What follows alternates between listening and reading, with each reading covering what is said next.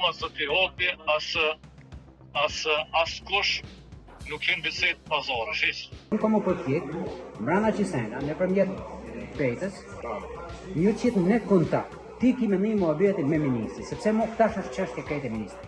Në një bisedë për emisionin Kallëzo për një mal, Liburna Aliu kujton që Hoti kishte shkruar për këtë takim, por ai takim nuk kishte ndodhur asnjëherë.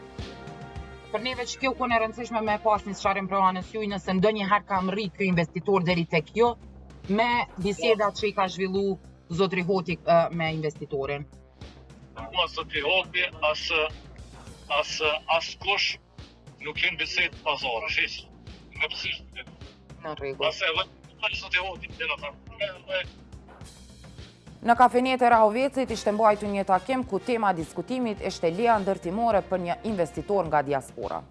Aty ishin përmendur 60.000 euro metod dhe veprimet e cilat do duhet të ndërmerreshin.